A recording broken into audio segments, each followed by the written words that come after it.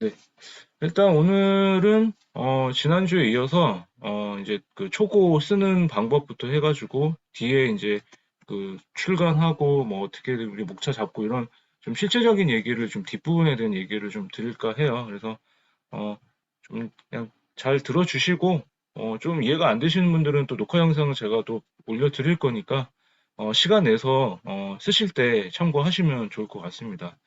그래서 일단은 지난번에 1주차 때 말씀드렸던 대로, 일단 책 쓰기 과정은, 일단 선배님 지금, 어, 컨셉을 정했고, 그 다음에 이제 주제를 정했어요. 그러니까 컨셉과 주제를 정했는데, 주제와 컨셉의 차이는 뭐냐면, 주제는 지금 여명 선배 같은 경우는 에세이를 쓰셨다.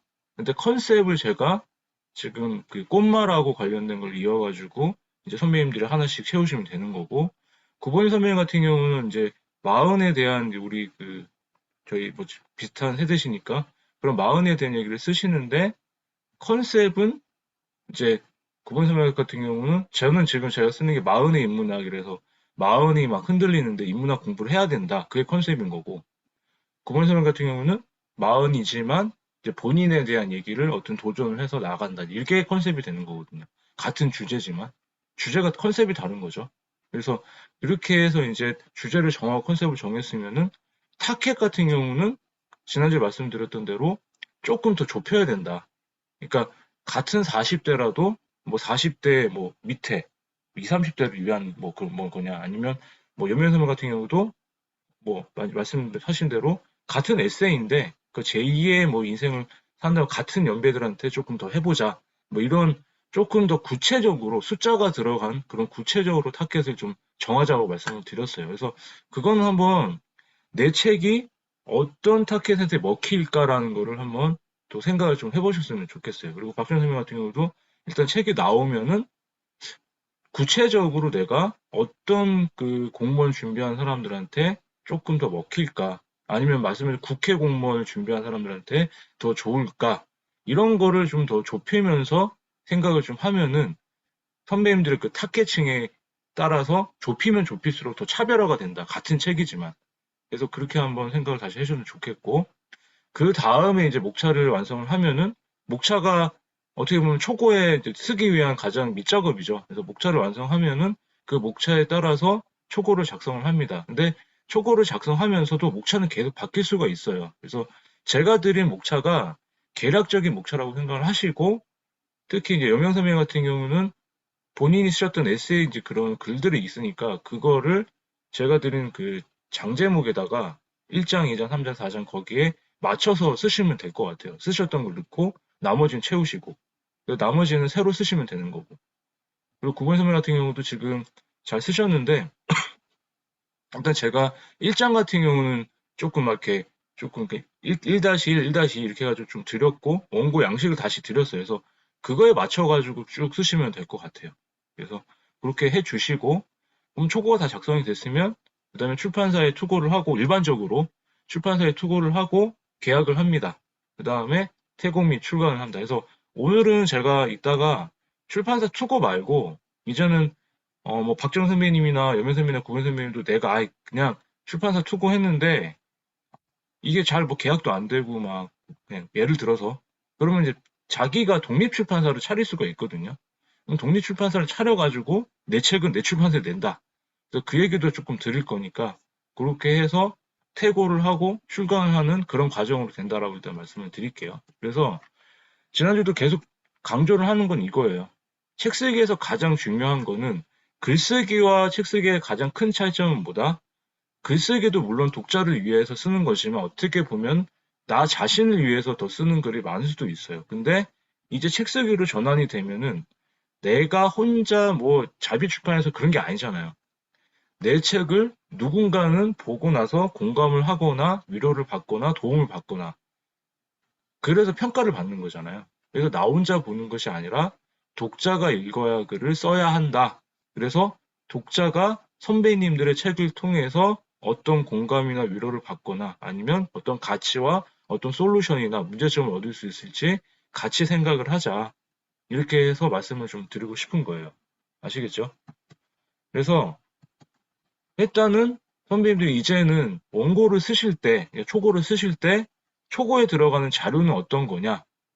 선배님들의 가장 좋은 스토리텔링이 뭐라 그랬어요? 선배님들이 직접 하신 선배님들의 진짜 경험들, 직접 경험들. 여명 선배님만이 했던 경험들, 구본희 선배님이 했던 그 경험들, 그리고 박정현 선배님의 그 경험들. 그 경험들이 들어간 게 가장 좋은 스토리가 된다. 왜? 같은 주제지만 선배님들밖에 할 수 없는 그 인생 이야기가 그게 차별화가 된다고 말씀을 드렸잖아요. 그죠? 그래서 그거와 읽은 것들을 합쳐가지고 그 읽은 것들은 뭐예요? 책이나 영화나 어떤 뭐 또 선배님이 같은 주제지만 다른 어떤 참고 도서에서 봤던 간접 경험들 그런 걸 통해서 직관적 경험을 책에다 넣는다. 그리고 선배님들이 쓰고자 하는 책과 유사하거나 관련된 주제를 책을 읽고 정리하라고 말씀드렸죠. 그게 참고도서를 찾는다고 말씀드렸기 때문에 여명 선배 같은 경우는 제가 드렸던 그런 선배님들의 한 뭐 인생 이모작, 그러니까 특히 그 선배님 세대의 좀 약간 60대 이상의 그 선배님 썼던 그런 에세이 책들을 한번 찾아보세요. 같은 비슷한 책들을. 그래서 그거를 보고 내가 쓴 에세이 느낌과 그분들이 썼던 에세이 느낌이 어떨까? 한번 제가 찾았던 책을 한번 더 소개를 해드리면은 일단 이렇게 한번 찾으세요. 네이버 들어가셔가지고 책 카테고리를 누르세요. 그런 다음에 여기서 그때 말씀드린 대로 여명쌤 같은 경우는 인생 이모작이라고 치면은 아마 책이 많이 나오더라고요. 그래서 인생 이모작 거의 비슷한 책이에요. 보면 인생 이모작 한에서 첫 산문집 뭐 이런 것도 한번 눌러볼까요? 이런 책들이 선배님들하고 그 여명 선배님은 가장 기본적으로 비슷한 아마 참고 도서가 될 거예요. 보면은 뭐 즐거움을 찾아, 뭐 마음의 여유. 그러니까 60대 이상의 선배님들이 좀 이제 마지막에 이제 지금 박정 선배님처럼 이제 정년퇴직하시면 이제 인생 마지막에 이제 좀 마지막에 죄송해요. 인생 이제 어떻게 보면 세 번째 뭐 청년기, 장년기, 중년기 겹쳐서 이제 정말 노년기 전이지만 60대, 70대 그 선배님들 썼던 이런 예전 추억들의 이런 에세이들이 아마 참고 도서가 되실 거예요. 그래서 쭉 보시면 되게 많더라고요. 이런 것들을 하나 클릭 하셔가지고 괜찮은 책이 있으면 구입을 하세요. 그래서 그거를 보셔요. 그거 쓰실 때 그냥 쓰지 마시고 아까 말씀드린 대로 참고 도서를 찾아서 그걸 보면서 아, 이 책은 이 사람이 어떤 분위기로 썼는지 아니면 같은 주제지만 어떻게 풀어냈는지 어떻게 결론을 냈는지 이거를 보시면 돼요. 그래서 여명 선배님은 이렇게 한번 찾아보시면 좋겠고 구본 선배 같은 경우는 그 마흔이라고 치면 되게 많이 나오긴 해요. 보면 체력이 능력. 그래서 마흔 뭐 이렇게 해서 뭐 40살 뭐 자유 프로젝트 이런 책도 있고 뭐 마흔이 되기 전에 쭉 마흔에 대한 책은 되게 많거든요. 그래서 여기서 구본 선배 같은 경우는 본인이 썼던 그 쓰실 그 원고 그 챕터들 있잖아요. 그 꼭지별로 이렇게 주제별로 그런 거를 한번 이렇게 찾아가지고 한번 보세요. 그래서 저는 공연 선배님 목차 짤 때 많이 봤던 책이 그냥 마흔하고 뭐 어른아이 이렇게 같이 뭐 검색을 한 적도 있는데 이렇게는 안 나와서 아니면 어른아이 해서 그때 말씀드렸던 어른아이로 산다는 것 하고 이 책도 뭐 괜찮고 그래서 그 선배님들이 지금 쓰고자 하는 주제와 맞는 책을 네이버 카테고리에서 이렇게 쳐보세요. 그러면은 쭉 많이 나오잖아요. 거기서 이렇게 들어가서 클릭을 하면은 이제 이 책에 대한 주제나 이런 것들이 많이 나오니까 이런 거를 한번 보시는 거예요. 이렇게. 그래서 이렇게 보시면은 그냥 이분들이 봤던 뭐 목차만 봐도 나랑 비슷한 게 있네. 그러면은 그런 책을 구입을 하시거나 구입하는 게 조금 부담스러우시면은 도서관에 가셔가지고 아니면 전자책을 보셔도 되고 도서관에 가셔서 빌리세요. 빌려가지고 이렇게 쌓아 놓으세요. 그래서 저는 지금 책이 옆에 좀 쌓여져 있는데 이렇게 보통 저는 책을 쓴다 그러면은 보통 이렇게 쌓아놓고 보거든요. 이렇게 이런 식으로. 이렇게 쌓아놓고 여기서 옆에 보고 써요. 그냥 이렇게. 그래서 지금 저도 이제 원고를 조금 쓰고 있는데 책을 항상 쌓아놓고 쓰는 이유가 같은 주제에 있는 이 사람은 어떻게 썼는지 그걸 보려고 하는 거예요. 근데 그것도 진짜 중요하거든요. 그래서 그게 첫 번째고 그 다음 두 번째가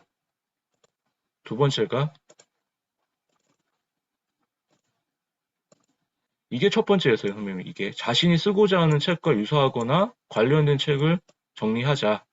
그리고 두 번째가 구글 검색을 이용하자라는 게 이제 지난주에도 한번 말씀을 드렸던 것 같은데 한 번 더 말씀을 드리면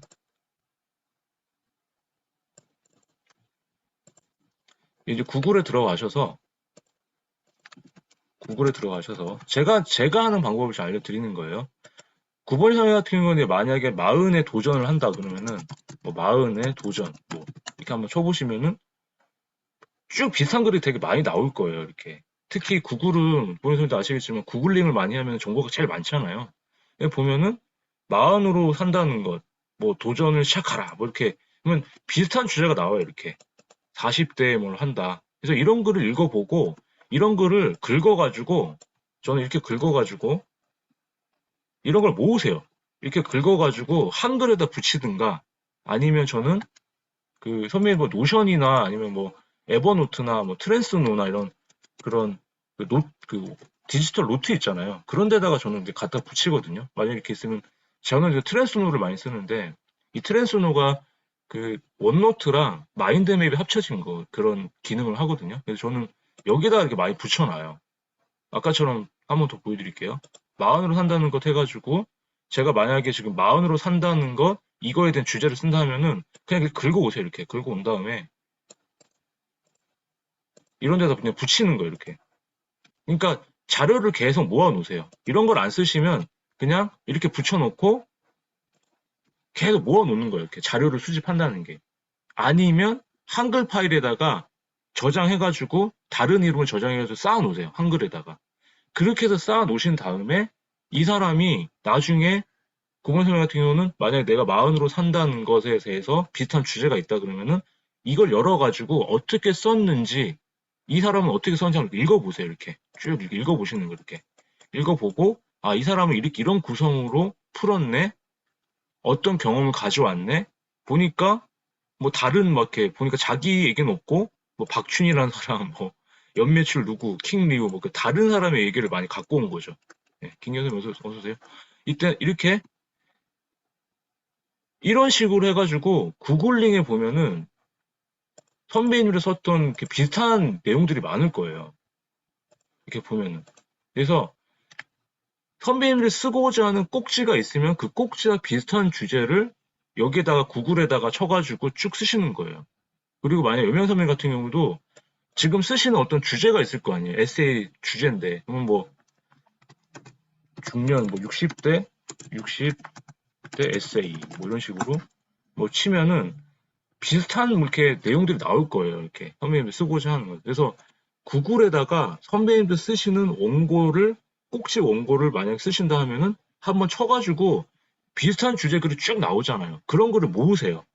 모은 다음에 아까처럼 붙여가지고 모아놓고 나중에 쓰실 때 활용을 하거나 아니면 쓰실 때마다 그냥 열어가지고 아, 이 저자는 이 주제를 어떻게 풀어냈네. 어떤 경험을 넣네. 어떻게 결론을 냈네. 이거를 분석을 하셔서 선배님들이 그 글을 그대로 가져오셔도 돼요. 그 글을 가져오셔가지고 내 경험을 넣고 결론만 바꾸면은 짜깁기 하는 거잖아요. 그렇게 해서도 원고를 쉽게 쓸 수가 있다라는 거예요. 무조건 처음부터 끝까지 다 만드시지 마시고 제가 알려드리는 게 가장 쉽게 쓰는 방법 중에 하나거든요. 구글에서 비슷한 걸 갖고 와가지고 구본희 선배님의 경험을 넣고 결론을 내고 여명 선배님도 비슷한 주제가 있으면은 아, 이 사람 에세이가 이러네. 그걸 갖고 와서 써가지고 내고 그렇게 해서 책을 비슷한 주제에 대해서 그런 책을 갖고 와서 선배님들의 경험만 넣어가지고 바꿔서 그게 뭐예요? 큐레이션이라고 했잖아요. 짜깁기 하는 거. 그렇게 하면은 초고 쓸 때 되게 쉽게 쓸 수가 있으세요. 한 꼭지를 쓰실 때. 그래서 자료 수집이 그래서 중요하다라는 거예요. 없는 거에서 있는 걸 만드는 게 아니라 있는 거에서 있는 걸 만드는데 어떻게 하자? 그 자료를 선배님들의 관점을 넣어가지고 바꾸자. 그게 책 쓰기 원고 쓸 때도 가장 쉽게 쓸 수가 있다라는 거 말씀을 드리겠습니다. 네. 이해되시죠? 한번 그렇게 한번 해보세요. 다시 돌아가서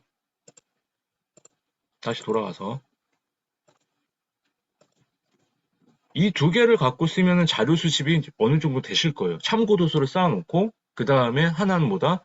구글에서 선배님이 쓰고자 하는 주제를 찾아서 어떻게 하자?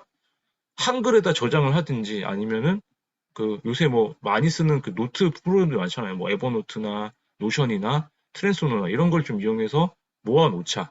만약에 그 뭐 에버노트나 트랜스노 이런 걸 모른다 하면은 한 번 더 제가 시간을 내 가지고 강의를 한번 해볼게요. 트랜스노 쓰는 방법 같은 건. 그래서 그렇게 한번 활용을 하셨으면 좋겠습니다. 그래서 자료 수집의 핵심은 뭐다? 내가 쓰고자 하는 꼭지 내용과 비슷한 주제를 찾는 거예요. 아까 말씀드렸던 대로. 그리고 두 번째는 선배님들의 그 주제를 찾은 거에서 키워드 중심으로 자료를 찾으시는 거예요. 그러니까 1-1, 2- 썼을 때 잘 안 써진다 하시면 바로 구글에서 치든지 아니면 네이버 책 들어가가지고 어떤 비슷한 책에서 봐가지고 그 찾아본다. 그게 핵심이고, 그 다음에 자료를 찾았는데 그걸 다 활용을 할 수가 없잖아요. 세 번째는 뭐다? 주제와 관련하면 그건 다 버리세요. 그냥. 선배님들 필요한 건 다 버리시고. 그래서 자료를 서로 묻고 중요한 것과 중요하지 않은 것을 구분을 하세요. 그래서 일단은 제일 중요한 게 뭐다? 내가 쓰고자 하는 선배님 꼭지, 한 꼭지 내용과 비슷한 주제를 찾고 키워드 중심으로 찾되 필요 없는 것은 어떻게 하다? 버리고 관련 자료만 서로 묶어가지고 중요한 것과 중요한 것을 구분을 한다. 이게 핵심이에요. 그래서 그걸 갖고 와가지고 어떻게 한다? 선배님들의 경험을 넣어가지고 버무려서 큐레이션해서 짜깁기 해서 새로운 원고를 만든다. 쉽죠? 어렵지 않으시죠? 그렇게 하면 원고를 쓰기가 더 쉬우실 거예요. 그리고 나중에 박재 선배님들 뭐 다른 책 준비하실 때 어차피 이제 방법을 아시니까 좀 더 수월해지실 거예요. 이제 이미 경험을 해보셨기 때문에 뭔가 이제는 좀 아실 거예요. 아시라는 생각 드실 거예요, 아마. 예. 그래서 태고 하실 때도 한번 그냥 이렇게 한번 또 다른 걸 모아가지고 한번 하셔도 좋을 것 같고 나중에 새 책 쓰실 때도 한번 이렇게 반영을 하셨으면 좋겠고요. 그래서 김경희 선배님 같은 경우도 일단 초고의 양을 좀 느린다 하셨으면은 조금 다른 책들 봐가지고 그 선배님 이렇게 지금 공저 쓰시면 그러니까 그 양 어느 정도인지 아시겠죠? 공저 한 꼭지 양이 그 정도로 쓰시면 돼요. 지금 공저 쓰신 양만큼 한 꼭지를 아시겠죠? 그리고 고번 선배 같은 경우도 그 양이 좀 많아서 좋아요. 그래서 초고를 2장 정도 쓰시는데 이따 말씀드리겠지만 지금 2장 반 한 꼭지를 그렇게 많이 쓰시는 것 같아요. 그래서 일단 그렇게 채우세요. 일단 쭉쭉 쓰시는 대로. 그리고 나중에 쓰고 나서 덜어내면 되니까. 그러니까 초고 양이 짧으면 문제인데 길면 좋아요. 그냥 태고할 때 덜어내면 되니까. 그래서 그렇게 하면 하시면 될 것 같고 여면사면 같은 경우도 글 길이는 좀 괜찮은 것 같은데 한 2장 정도로 채우시는 거를 일단 목적으로 일단 말씀을 드릴게요. 그래서 목차는 일단은 이제 계속 선배님들이 하실 때 지금 뭐 에세이나 자기계발이나 이게 장르는 좀 장르상 실용서나 이렇게 틀리긴 할 텐데 일단은 목차는 1장부터 5장까지가 기승전결이 있어야 해서 일관성이 있어야 되고 그 다음에 제목 자체가 조금 참고할 때 좀 밋밋한 것보다는 약간 임팩트 있게 좀 제목을 한번 달아보셨으면 좋겠고 저도 그건 잘 못해요. 그냥 저도 다른 책 참고해가지고 약간 막 말만 좀 바꾸는 그 정도거든요. 그래서 뭐 임팩트 있게 한다는 거는 조금 그냥 이렇게 사람들이 봤을 때 좀 호기심을 갈 그런 제목들 그런 거를 한번 연습을 해가지고 하는데 팁이 있다면 그냥 붙이면 어렵잖아요. 그러니까 저는 항상 모방을 합니다. 노래 제목이나 뭐 영화 제목이나 아니면은 10년 전에 베스트셀러가 보통 보면 주기가 우리나라 같은 경우는 10년 전 베스트셀러가 지금 또 베스트셀러가 되기도 하거든요. 그래서 2012년 베스트셀러 제목을 찾아보세요. 네이버에 보면 쭉 나오거든요. 거기서 잘 나갔던 제목이 있으면 그거를 갖다가 취한하면 돼요. 그러니까 뭐 만약에 뭐 아픔 공부라는 책이 있었다 그러면은 뭐 무슨 공부, 뭐 인생 공부 뭐 이런 식으로 약간 붙이면은 좀 참고가 되실 거예요. 일본 같은 경우가 베스트셀러가 5년마다 주기가 돌아간대요. 일본은. 근데 우리나라는 보니까 10년마다 아직도 주기로 돌아간다는 얘기가 있거든요. 그래서 선배님들 꼭지 제목이나 뭐 목차 제목이나 뭐 책 제목이나 정하실 때 2012년도 베스트셀러로 한번 쳐보시고 한번 쭉 나오는 뭐 그 제목 중에 한번 골라보자. 한번 볼까요, 그러면?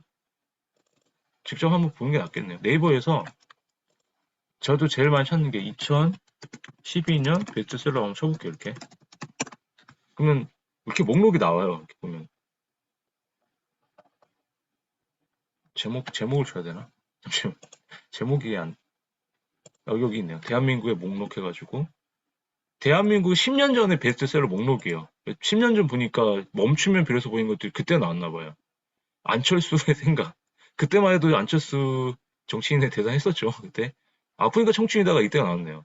그러니까 뭐뭐니까 이런 제목들이 그때 먹혔다라는 거예요. 이게 다시 한 주기 있고 사이클이 돌았기 때문에 먹힐 이유가 있다. 그러면 뭐 예를 들어서 지금 구본희 선배님 같은 경우가 마흔 노nor이라는 시간 그때 나왔네요. 마흔 내가 살아갈 이유 뭐 이렇게 붙여도 된다는 거예요. 책 제목을. 그래서 이런 식으로 참고를 해보시라는 거예요. 책 제목도. 그러니까 여명선님도 제가 그 책 제목이 되게 와닿더라고요. 그 내 인생의 오후 2시 10분? 그래서 저는 그게 딱 좋을 것 같은데, 만약에 그게 마음에 안 든다 그러면은, 그래서 제가 사실은 닥치고라는 걸 여기서 왔었어요, 여기서도. 그래서 닥치고 정치에서 닥치고 글쓰기. 그러니까 이런 거에서 같이 바꿀 수가 있거든요. 그래서 박지원 선배님도 한번 이런 데에서 베스트셀러 제목을 보고 한번 이렇게 지으셔도 좋을 것 같아요. 어차피 아직 책이 나온 게 아니니까. 그래서 나중에 아이디어 낼 때 이렇게 하는 방법도 있다라는 거를 한번 말씀을 드리겠습니다. 아시겠죠? 그래서 김경 선배님도 한번 보시고 이렇게 하면 여기 되게 많죠.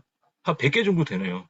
그럼 여기서 하나 갖고 오시는 거예요. 그래서 뭐 예를 들어 가끔은 제정신의 책도 있었나 봐요. 뭐 가끔은 뭐 아니면 왜 뭐 뭔가 뭐 왜 뭐 이런 거 이런 이렇게 넣어가지고 단어만 바꾸면 되잖아요. 그래서 이런 식으로 한번 해서 베스트셀러 제목을 많이 저도 줬습니다. 그래서 닥치고라는 것도 사실은 여기서 갖고 온 것도 있었다. 말씀을 드릴게요. 그래서 목차는 그렇게 해가 죄송해요. 목차는 그렇게 해서 한번 트렌드도 참고하고 뭐 흐름이나 재미도 있게 해서 뭐 10년을 아까 제목 같은 걸 찾아서 조금 재밌게 조금 사람들의 눈길을 끌게 제목을 한번 정해보자 해서 그렇게 하고 그럼 1장부터 5장까지 제가 어떻게 짰는지 뭐 선배님들이 이제 일단 말씀을 드려보면 일단은 1장과 2장은 책을 쓰게 된 동기가 나와요. 그래서 이 책을 내가 왜 쓰게 됐을까? 그러니까 내가 지금 현재 상태가 어떤가? 그리고 2장에서는 이제 3장하고 좀 연결되는 고리가 있어야 되니까 이 책이 왜 필요한가? 내가 지금 어떤 걸 얘기하고 싶은가? 이런 것들이 1장과 2장에서 나온다. 그러니까 책 전체로 봤을 때도 1장, 2장이 서론 정도에 해당이 되는 거예요. 그다음 3장, 4장이 선배님들의 이제 주제와 관련된 경험과 노하우, 실제로 적용할 수 있는 방법을 소개하는데 여명 선배님 같은 책은 에세이 책이기 때문에 사실은 1장, 2장, 3장, 4장 구분이 없어요, 그냥. 그래서 여명 선배님은 그냥 그 인생에 대한 얘기를 장제목에 맞춰가지고 그 분위기에 맞춰서 그냥 쓰시면 되고요. 구본희 선배님 같은 경우가 이제 이렇게 1장, 2장 앞에 써셨고 3장, 4장이 그럼 지금 마흔에 관한 내가 어떻게 해야 될까 해서 제가 그렇게 짠 거 짜드린 거예요. 그래서 그거에 대한 거를 4장인가 거기서 이제 선배님이 하시는 지금 무한도전에 대한 얘기들 잘 채우셨더라고요. 그래서 그렇게 계속 채우셔가지고 완성하고 마지막에 5장에서는 뭐다? 그럼 5장, 6장이 이 책을 통해서 내가 주제를 한번 다시 정리를 하고 이 책을 통해서 어떻게 변했으면 좋겠다. 독자들한테 변화. 그거를 쓰시는 거예요. 그래서 기승전결이 되는 거예요. 1장부터 5장까지가 하나의 서론, 본론, 결론으로 이렇게 책도 쭉 연결이 돼야 되거든요. 그래서 그렇게 해서 제가 짜드린 거고, 그리고 박전 선생님 같은 경우도 일단은 그런 기승전결을 해가지고 일단은 그런 흐름으로 간다고 하고, 일단 3장, 4장에서 이제 좀 실제적인 노하우를 이렇게 푸신 거잖아요. 그래서 된 거예요. 그래서 내가 진짜 제가 뭐 쓸데없이 짜내려가지고 이 책 이렇게 짜도 계약이 됩니까? 근데 아무리 생각해도 출판사도 바보가 낸 이상 그냥 짜가지고 계약은 안 시켜줘요. 그래서 제가 이렇게도 해보고 저렇게도 해보고 저도 제가 지금까지 했던 제 그냥 노하우를 삼아서 드렸기 때문에 어떻게든 뭐로 가든 도로 가든 책은 나오니까 목차에 대해서는 너무 생각하지 마셔라. 근데 계략적으로 짜드린 거기 때문에 왜냐면 선배님들에 대해서 제가 성향을 아직 잘 모르잖아요.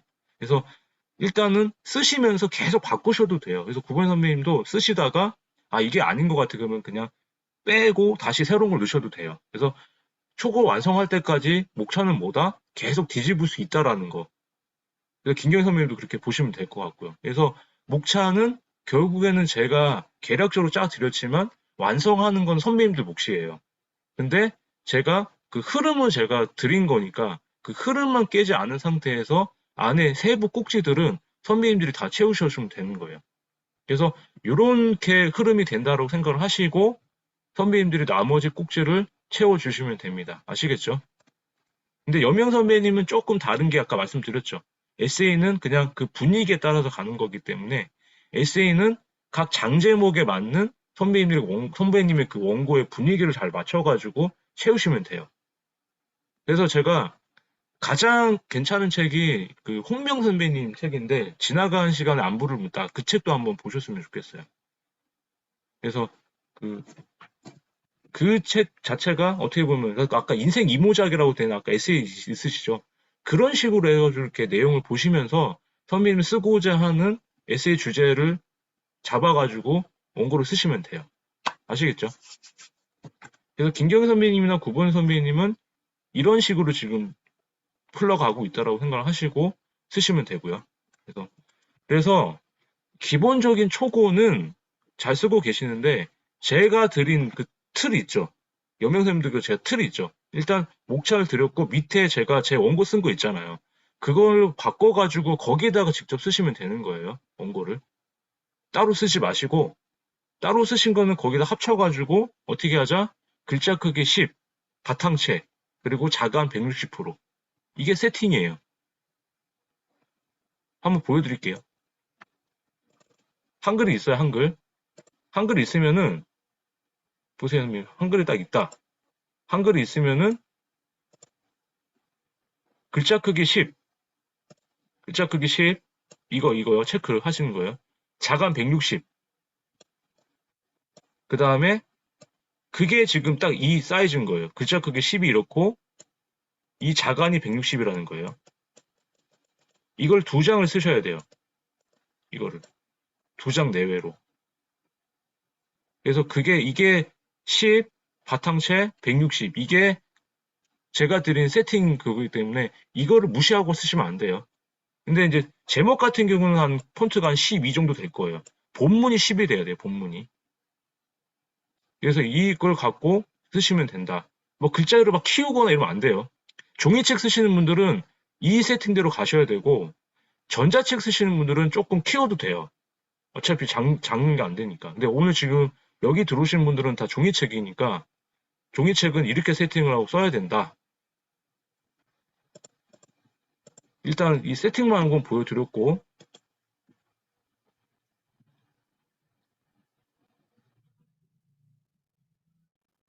어, 잠깐만 보여드릴게요. 박찬 선배님 거. 되게 잘 쓰셨는데, 제가 한번 보여드린 게 이거예요. 그러니까 이거는 지금 박전 선배님이 본인이 지금 이렇게 다신 거고, 지금 보세요. 본문은 딱 보면 10에 160 딱 맞췄죠. 그죠? 10에 160. 그래서 이렇게 해가지고 장을 어떻게 채워둔다? 1-1이에요, 꼭지. 1-1인데 하나, 둘. 2장 좀 안 되죠. 이 정도로 채우셔야 돼요. 이 정도로. 그래서 지금 김경희 선배님도 공도 쓰실 때 한 장, 2장 좀 못되게 채우셨죠. 구본 선배님도 만약에 막 짧게 막 너무 길게 이거 이상으로 쓰셔도 되는데 만약에 길게 쓰시더라도 2장 반 정도까지만 좀 쓰시면 좋을 것 같아요. 2장 반. 그래서 3장까지 쓰면 너무 길고 그래서 이 정도가 딱 좋다. 지금 우리 쓰신 거. 그래서 이 정도로 이렇게 좀 쓰시면 된다. 그래서 박정 선배 같은 경우도 진짜 글을 많이 엄청 잘 쓰신 거예요, 지금. 양은 이 정도로 한 꼭지가 이렇게 2장이 되면 어떻게 된다? 나중에 책으로 나왔을 때 책이 이렇게 작잖아요. 한 꼭지가 작잖아요. 이게 더 작잖아요. 그죠? 이게 5장이 나오는 거예요. 한글로 2장 쓰신 게 나중에 꼭지로 이렇게 펼칠 때 한 페이지, 2페이지, 3페이지, 4페이지, 5페이지로 나온다고. 한글 2장이 책으로 나왔을 때는 4페이지, 5페이지로 나온다. 그렇게 생각하시면 돼요. 종이책으로 나왔을 때는. 아시겠죠? 그래서 그 양이 들어가는 거예요. 그래서 양은 어떻게 한다? 10에 160에 지금 한 꼭지 1-1은 한 장, 2장 정도 이 정도 양을 쓰시면 된다. 모든 원고를 이렇게 쓰시면 됩니다. 그리고 에필로그 그다음에 에필로그랑 프롤로그는 한 장 정도. 한 장에서 2장 정도 쓰는데 한 장 정도가 더 좋아요, 그냥. 그래서 그 정도로 저는 맞춰 쓰거든요. 그래서 이런 정도 쓰자 하시면 될 것 같고요. 그래서 직접 보여드리는 게 빠를 것 같아서 좀 늦지만 그렇게 말씀을 드렸어요. 그래서 초고는 뭐다? 출판사와 계약을 위한 양을 채우는 원고다. 자, 채팅창에 적어보세요. 초고는 양을 채우는 원고다 쓰시고, 뭐다? 출판사랑 계약을 위한 원고예요. 그럼 뭐다? 그럼 또 사람이 이렇게 생각하겠죠. 선배님들이. 아, 잘 써야지 되지 않겠어요? 잘 쓰는 게 문제가 아니라 뭐예요? 양을 채워놓고 어떻게 하자? 아까 그 양을 계속 채워놓고, 그 다음에 한번 고쳐놓고, 어떻게 하자? 계약을 하고 나서 퇴고를 하자는 거예요. 일단은 그렇게 쓰시면, 일단 양을 채워놓으면 퇴고하면서 계속 퇴고하고 하면 되니까. 그래서 초고는 뭐다? 출판사 계약을 위한 양을 채우는 원고다. 이렇게 생각을 하시고 쓰세요. 아시겠죠? 그래서 원고 구성은 제가 말씀드렸지만 가장 기본적인 제가 템플릿 말씀드렸어요. 처음에 선배님들 경험 쓰시고 거기서 느낀 감정 적고 거기서 느낀 감정을 통해서 느낀 가치와 의미 부여로 결론 순으로 쓰는 게 편하다. 그래서 우리 여명선배랑 구본희 선배님은 항상 기억을 하세요. 경험, 감정, 인용, 결론. 한번 채팅창에 적어보세요. 경험, 감정, 인용, 결론. 저는 글쓰기든 책쓰기든 원고는 다 이렇게 씁니다. 항상 어떤 꼭지든지 가장 쉽게 그냥 자기 개발이든 뭐 할 때 경험, 감정, 인용, 결론 이 순으로 써보세요. 경험, 감정, 인용, 결론. 이거는 그냥 제가 그냥 정말 쉽게 쓸 수 있는 템플릿이니까 항상 외우고 계시면 좋을 것 같고요. 그래서 일단은 경험, 감정, 인용, 결론을 쓰시고 초고를 쓰실 때 선배님도 그러면 저는 1장부터 1-1부터 1- 이렇게 순서대로 써야 됩니까? 물어볼 수도 있잖아요. 그렇게 쓰시면 힘들 수도 있기 때문에 전체 원고 중에서 가장 중요한 챕터부터 꼭지부터 쓰세요. 분명히 거기가 3장, 4장일 건데 선배 아니면 그냥 거꾸로 써도 돼요. 그러니까 쓰고 싶은 부터 쓰자. 근데 좀 쓰기 쉬워진 게 보다 핵심 원고 3장, 4장을 먼저 쓰면은 나머지 1장, 2장, 5장은 그 현선이 쓰는 그 핵심을 구체화하는 근거나 예시가 되거나 아니면 확장하는 사례, 그리고 인용이 들어가기 때문에 초고 쓰기가 더 수월해진다. 그래서 구본 선배도 아마 1장부터 뭐 쭉 이렇게 쓰셔도 되는데 편한 대로 쓰시면 돼요. 나는 순서대로 쓰는 게 편하면 그렇게 쓰셔도 되는데 일단 그게 아니면은 가장 그내 책이 핵심 메시지가 들어가는 챕터부터 장부터 쓰시면 된다. 근데 연명선배 같은 경우는 어차피 1장부터 5장까지 각 장이 또 다르잖아요, 에세이는. 그렇기 때문에 그냥 알아서 그냥 선배님이 괜찮은 장부터 쓰셔도 그냥 쓰세요. 근데 구본일 선배 같은 경우는 아마 3장, 4장에 지금 하시는 뭐 무한도전 뭐 이런 것도 쓰셔도 되고 앞에 부분들은 어차피 또 모아놓은 글들이 있으니까 그걸 때려 놓고 배치만 잘 해보시면은 아마 금방 저기 쓰실 수가 있으실 거예요. 매일 쓰신다 하시니까. 그렇게 해보시고 김경희 선배님 같은 경우는 이제 약간 어쩌면 얼개는 나왔으니까 양을 좀 늘리시는 쪽으로 해서 그렇게 한번 보시면 좋을 것 같고요.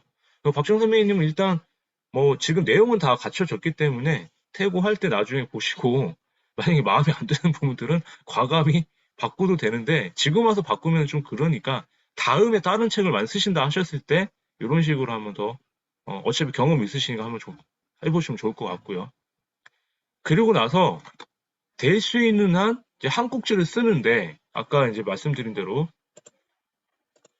박전 선배님 좀 그 원고를 계속 보여드리는데 만약에 지금 이렇게 그냥 쭉 처음부터 끝까지 썼어요 이렇게 그냥 쭉 끝까지 썼어요. 근데 지난번 말씀드렸던 대로 막 구본 선배님이 막 이렇게 쭉 한 글을 썼는데 한 장밖에 못 채웠을 것 같아요. 그러면 이 한 꼭지에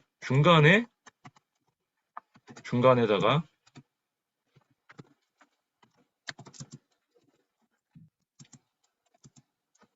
소주자로 몇 개를 나누는 거예요. 서울 입성하는 거, 서울 입성. 뭐, 그 다음에 중간에 이제 또 하나, 두 번째 소주자를 이렇게 나눠가지고, 첫 출근, 뭐 이렇게. 이런 식으로, 아시죠? 일본 책 같은 경우 그때 말씀드렸잖아요. 일본 책처럼 꼭지 제목이 하나가 있는데, 그 안에 소주제 두세 개를 나눠가지고 이렇게 쓰면은, 오히려 막 칸을 더 채우기가 편해요.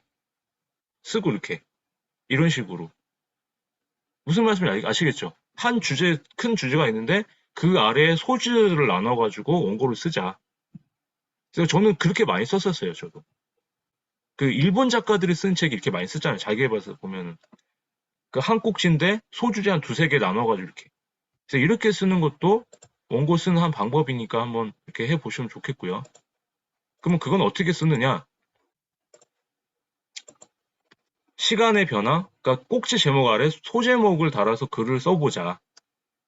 소제목을 달아서 두세 개 아까 말씀드린. 그러면 그 소제목 자체는 시간의 변화, 아니면 관점의 변화, 아니면 구체적인 사례를 차례로 쓰는데 이거를 한 두 개에서 세 개 정도까지만 쓰자. 그러면 글의 양도 적어지고 자세하게 쓸 수가 있다. 그래서 만약에 그 책을 이거를 잘 모르겠다 하시면은 이번에 그 홍지 선배님 책 있잖아요. 저 같이 했던 세 번째 책. 요 책, 홍지 선배님이 소제목을 이렇게 달아가지고 많이 쓰셨거든요. 그래서 한번 요 책도 참고를 해보시면 좋을 것 같아요. 아시겠죠, 이거? 홍지 선배님 거.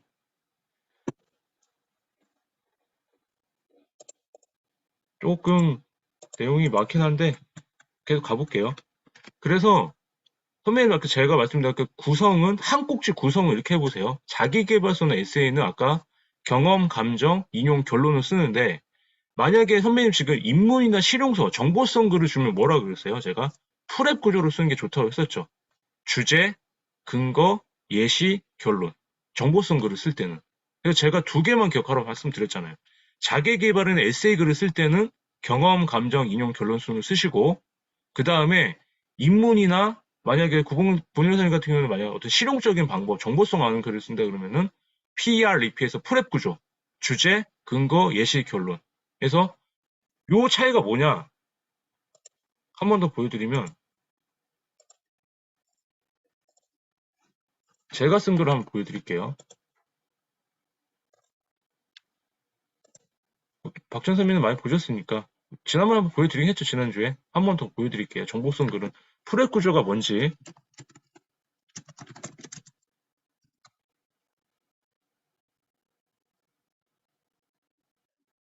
이거 한번 볼게요.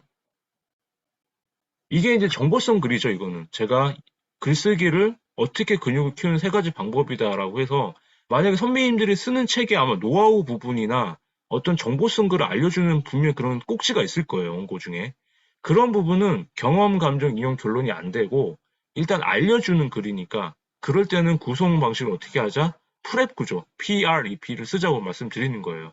그래서 방법에 대해서는 어떻게 하자? 보시면은 제가 이게 그냥 바로 방법을 알려줄게 하면 좀 애매하니까 앞에는 제가 뭐라고 했어요? 글쓰기에 대한 어떤 좀 배경을 쓴다고 말씀드렸죠. 글쓰기 근육을 키우는데 앞에 그냥 비유를 해가지고 살이 너무 쪄서 나도 좀 몸에 대한 근육을 키워야 되겠다를 글쓰기에 그냥 처음 배경을 쓴 거예요. 그 다음에, 그 다음에 이제 제가 하고 싶은 얘기. 근육을 키우기 위해서는 세 가지가 필요하다는 게 제가 지금 하고자 하는 피죠, 피. 내가 지금 이 그래서 이 꼭지에 대해서 이 주제가 되는 거예요, 피가. 그래서 이 꼭지에 대한 주제가 근육을 키우기 위한 그 세 가지다. 그래서 뭐가 필요하다는 거죠, 뭐가? 글쓰기 근육을 키우기 위해서는, 죄송해요. 세 가지가 필요하겠죠. 이게 R이 되는 거야, R. 이게 R이 되는 거예요. 세 가지. 글쓰기를 위해서 세 가지 근육을 키우는 세 가지 방법이 있대. 그게 P예요. 알려주는 방법인데. 그럼 세 가지가 뭔데? 그 근거가 많이 경험하고 읽어야 된다. 많이 써야 한다. 많이 생각하자. 이게 R이 되는 거, 근거, 리즌. 그러면 그 근거에 대한 예시를 써야 되죠. PR, EP, 이게 되는 거, E. 이게 R이 되고, 많이 경험하고, 그럼 그 예시가 뭔데? 이게 E가 되는 거, 이 내용이. 많이 쓰기 위해서는 글감이 필요하대. 그래서 간접 경험을 위해서 뭘 하자.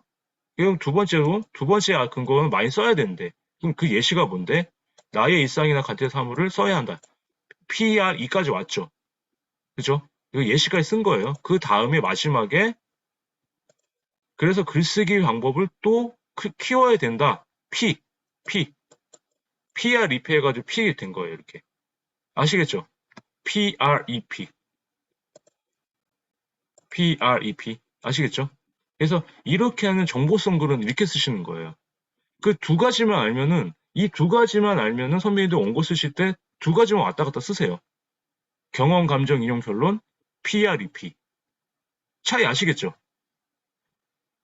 이렇게 쓰시면은 좋다. 그래서 요것도 템플릿도 기억을 하셨으면 좋겠어요. 자기 개발은 경험, 감정, 인용, 결론, 입문 실용은 뭐다? PREP에서 주제, 근거, 예시, 결론. 그래서 이 두 가지만 알면은 선배님들이 지금 쓰고 계신 꼭지에도 다 적용이 된다라는 거. 아시겠죠? 그래서 연명 선배님은 그냥 첫 번째로 쓰세요. 그냥 경험, 감정, 이용, 결론. 그냥 아마 다 거기서 안 번하실 것 같아요. 연명 선배님 같은 경우는. 근데 이제 구본 선배님 같은 경우는 어떤 내가 지금 마흔에 뭘 하겠다 그러면은 어떤 내가 방법을 알려줄게. 뭐 지금까지 하셨던 어떤 노하우 같은 거를. 그러면 이걸로 한번 써보시면 좋을 것 같다. 근데 그 근거를 아까 세 가지 정도 해서는 딱 좋아요. 그럼 한 두 장 정도 나올 거거든요. 그래서 그렇게 한번 써보면 좋겠다라는 걸 말씀을 드리고 싶고. 그래서 에세이나 자기 개발을 쓰실 때는 이런 방법도 쓰셨으면 좋겠어요. 헬프 공시라고 해가지고 H, E, L, P 해가지고 헤드라인 첫 번째 쓰실 때는 아마 여면 선배 같은 경우 이렇게 한번 써보세요. 어떤 헤드라인 지금 쓰고 싶은 주제를 그냥 선배님 것도 에세이 주제를 하나 주시고 그다음 주제에 대한 설명이 뭐냐면 뭐 경험이나 선배님 했던 그런 어떤 뭐 그런 상황에 대한 설명이 있겠죠. 그러면 세 번째가 그 경험, 사례들을 갖고 오는 거예요. 인생에 대한 경험을 갖고 자신의 경험을 쓰시고 푸시는 뭐예요? 독자들한테 줄 수 있는 메시지를 주는 거예요. 푸시, 민다잖아요. 메시지를 주는 거. 그래서 이렇게 한번 써보시면은 자기 개발은 에세이 쓰실 때도 좋다. 그래서 헬프 공시를 하거든요. 그래서 9번 선배도 한번 이렇게 한번 써보세요. 헤드라인 쓰시고 그 주제에 대한 설명 한번 써보시고 그다음에 내 경험 사례를 넣고 마지막에 독자들한테 던질 수 있는 메시지가 뭔지. 그리고 에세이 쓰실 때 이 방법도 좋아요. 현재 나에 대해서 한번 설명을 하는 거예요. 내가 지금 40살인데 우리 아버지가 지금 몇 살이다. 우리 아버지는 지금 70살이다. 근데 내 아들이 지금 8살인데 내가 8살일 때 우리 아버지가 그 나이대였다. 근데 지금 그땐 되게 아버지가 강해 보였는데 지금 아버지 나이가 내가 아버지의 등을 보니까 저렇게 약해 보일 수밖에 없었구나. 이렇게 쓰면은 현재의 나로 갔다가 과거로 갔다가 현재로 와서 이런 식으로 구성을 하는 건 또 에세이의 또 묘미잖아요. 그래서 에세이 쓰실 때 현재, 과거, 현재 이렇게도 한번 써보시면은 좋은 글이 나온다. 그래서 한번 적용을 해보세요. 어렵지 않으시죠? 글을 다 쓰시는 분이들이니까.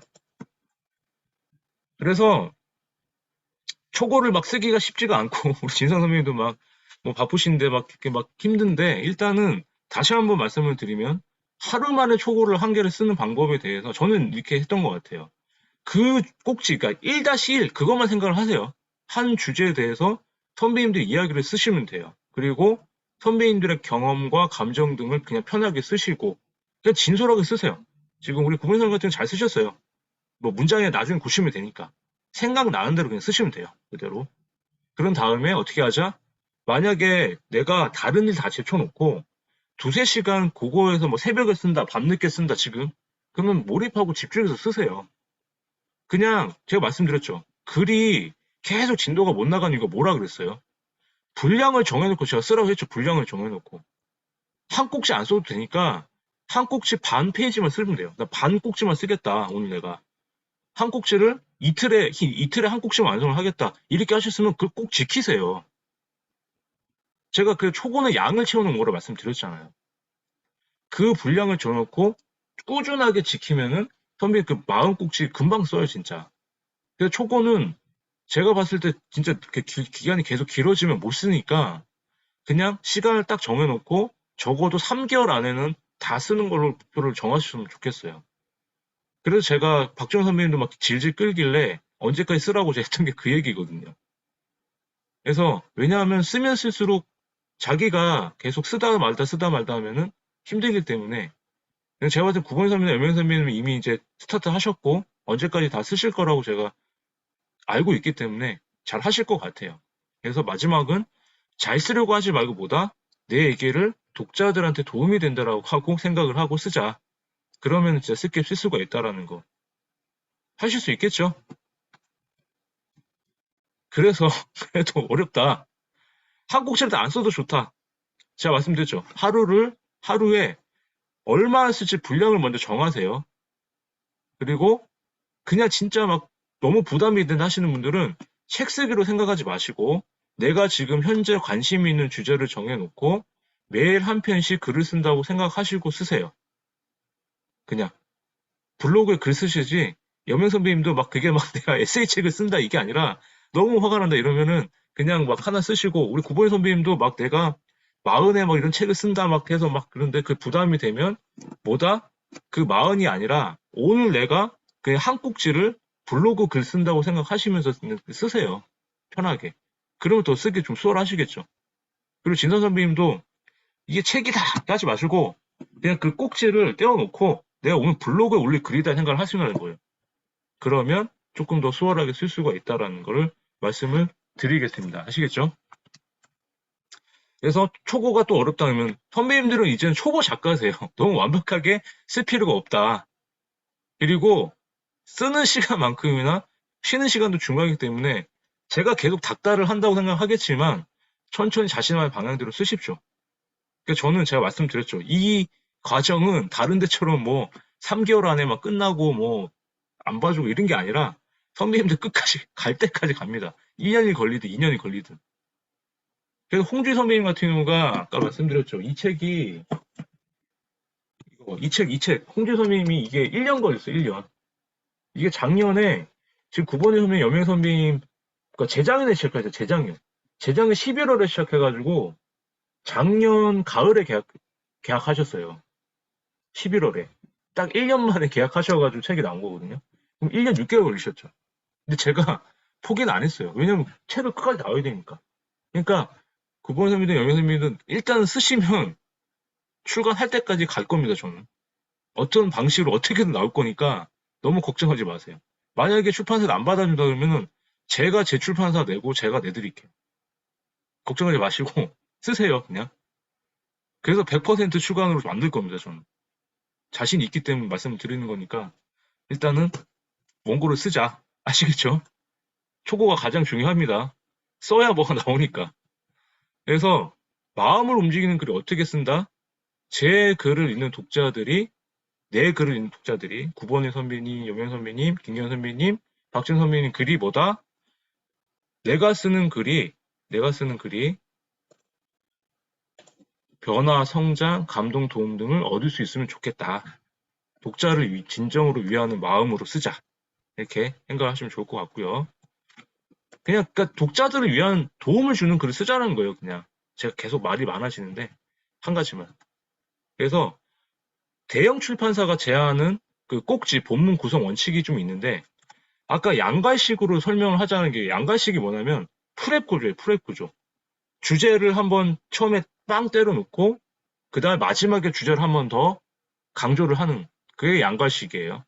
그리고 전체를 보고 세부적인 내용으로 들어가자. 그리고 너무 막 깊이 있는 내용도 막 너무 어렵게 하지 말고 내용은 좀 쉽게 쓰자. 그리고 4번은 이거는 그냥 선택인데 쓰다가 돕는 그림이나 사파 같은 게 있으면은 나중에 넣어도 된다. 근데 맹점이 있어요. 그림이나 사파를 넣게 되면은 나중에 인쇄비가 올라가요. 그럼 인쇄비가 올라가면 선배님 받는 인쇄가 적어지세요. 그렇기 때문에 그냥 사진은 필요할 때 하다면 선배님들이 몇 장 해가지고 그냥 이렇게 넣으시면 좋을 것 같다라고 말씀을 드리겠습니다. 그래서 한 꼭지를 쓰실 때 독자를 혹하게 한 꼭지 구조는 이렇게도 한번 써봐라. 한번 나중에 쓰고 나서 이거는 한번 체크리스트로 한번 생각을 해보시면 좋겠지만 이 꼭지가 선배님들이 쓰신 그 주제 무엇에 대해 말하고 있는가에 한번 체크를 해보세요. 다 쓰고 나서. 그런 다음에 이 선배님이 썼던 글이 왜 그런지 이유와 근거를 하면 설명을 해보시는 거예요. 그리고 이 꼭지에서 이 글이 독자들한테 어떻게 하라는 구체적인 방법이 있는가. 그러니까 선배님들이 지금 쓰신 글을 내가 저자 입장이 아니라 독자 입장에서 한번 보고 이거를 한번 읽어보세요. 네, 내 글을 읽어보고. 근데 모든 꼭지가 다 그럴 수는 없는데 이 세 가지가 하나라도 해당이 되면은 잘 쓴 거래요. 제가 출판사 편집자한테 물어보니까. 그래서 이 세 가지를 한번 써보고 한번 무엇에 대해서 말하고 있는가 1번이 제일 중요합니다. 그래서 이 세 가지를 갖고 한번 체크를 한번 해봐라 말씀을 좀 드릴게요. 그리고 항상 또 질문이 많이 나오는데 뭐뭐 했습니다. 경어체로 쓰는 게 좋을까요? 아니면 뭐뭐이다라고 평어체로 쓰는 게 좋을까요? 물어보시는 분들이 많아요. 그래서 제가 찾아보니까 경어체로 쓰는 책들은 에세이나 인문, 어떤 초보자 대상한테 어떤 설명할 때, 그럴 때는 뭐뭐 했습니다. 뭐뭐 해볼까요? 이런 경어체가 좋고. 근데 보통 우리가 쓰는 자기계발서나 뭐 실용서나 재테크 책은 뭐다? 평어체, 뭐뭐이다, 뭐뭐 한다. 이렇게 해서 하니까 일단은 평어체로 쓰세요. 평어체로 쓰고 나서 나중에 출판사에서 경어체로 한번 바꿔보자 하면 그때 바꿔도 되거든요. 그러니까 평어체로 일단 쓰되 내용을 일단 쓰자. 그래서 아마 궁금하셨을 분 많을 텐데 이런 차이가 있다라고 하더라고요. 그래서 저는 보통 평어체로 많이 씁니다. 저는 경어체로 써본 적은 없어요. 왜냐하면 사람 성향도 따라가거든요, 그게. 그래서 보통 남자들은 평어체로 많이 쓰고 그다음에 여자분들이 좀 경어체나 평어체를 많이 둘 다 병행을 하는 것 같다라고 말씀을 드리는 거예요. 그래서 선배님들이 이제 꼭지 쓰실 때 계속 같은 내용이 반복이 되는데 계속 그냥 생각을 하세요. 책 쓰기는 독자를 위한 거라고 생각을 하시고 거기에 뭐다? 선배님만의 자신의 경험을 넣어서 자신만의 스토리텔링을 잘 하면은 그게 먹힌다라고 생각을 하시면 돼요. 그래서 독자를 혹하기 위한 스토리텔링이 뭐다? 있는 독자들한테 전달할 수 있는 일단 메시지를 생각을 하세요. 그래서 이야기란 게 뭐예요? 서사를 기본으로 하기 때문에 선배님들 이야기를 일단 시간적 순서대로 나열만 해서는 안 돼요. 일단은 그 꼭지 쓰실 때 전달할 수 있는 메시지를 우선 생각을 하세요. 그래서 행복이라는 주제 쓴다 그러면 어떻게 하자? 내가 이 꼭지에 대해서 왜 우리는 행복해야 될까? 행복하게 먼저 해야 할 것들, 이런 것들 독자들에게 어떤 메시지를 줄 수 있는지 결론 부분부터 생각을 하세요. 결론 부분 생각해 놓고 그 다음에 처음에 쓰실 때 직접 경험을 이제 쓰시는 거예요. 그래서 독자들을 설득하고 공감할 수 있는 얘기가 보다 선배님 자신의 얘기가 있기 때문에 그런 경험을 쓰세요. 그래서 그런 시행착오나 성과를 낸 경험의 실패담들이 그런 게 된다. 그 다음에 뭐다? 명확한 글의 구성을 하면은 아까 제가 계속 반복이지만 경험, 감정, 인용, 결론 아니면 어떤 특정한 발생이나 고난, 해결책, 메시지 전달 이런 구성 방법을 써서 선배님만의 스토리텔링을 넣는데 가장 중요한 건 뭐다? 독자들한테 뭘 줄 수 있는지 한번 생각을 하고 두 번째는 뭐다? 선배님만의 차별화된 직접 경험을 넣어라. 그게 핵심이에요. 스토리텔링은. 그것만 되시면 돼요. 뭐 다른데 뭐 스토리텔링 강의 막 들으셔도 되는데 제가 봤을 때는 직접 경험, 구성 방식, 그 다음에 독자들한테 어떤 메시지를 던질 수 있는지 그 세 가지만 생각을 하시면은 선배님만의 스토리텔링이 될 거다라고 말씀을 드릴 겁니다. 아시겠죠? 그래서 이야기의 조건이 이거예요. 구본희 선배님 쓰신다 그러면 구본희 선배님이 주인공이 되겠죠. 그러면 어떤 주제 방향이 나오겠죠. 근데 가다 보니까 내가 어떤 갈등이나 방해 요소가 있어. 그런 걸 에피소드랑 연결을 시키는 거예요. 독자들이 좀 혹하게 하는 거죠. 그런 다음에 보여주고 암전효과라는 게 보여주고 마지막에 어떤 메시지를 던지자. 내가 이런 걸 통해서 이렇게 배웠는데 여러분들 이렇게 해봤으면 좋겠다. 이런 게 이 얘기가 서사가 되는 이야기의 조건이 된다라는 거예요. 그래서 이렇게 한번 써보자. 우리 진성명 같은 경우도 주인공이 애들이 나오겠죠. 방향이 나올 거고. 근데 나는 일을 해서 미치겠다. 막 지금. 그래서 나중에 어떤 사건들이 에피소드 나올 거고 그런 거에서 내가 어떻게 느껴가지고 메시지를 던져준다. 그건 편하겠죠. 그 여명선명 같은 경우도 내가 우리 아들들을 키워서 뭐 아들들을 어릴 때 뭐 키웠던 그런 뭐 어떤 에세이 글이 있다 그러면 그런 식으로 해서 어떤 갈등이 있었는데 내가 어떻게 극복을 해서 독자들이 이런 메시지를 던질 수가 있겠구나.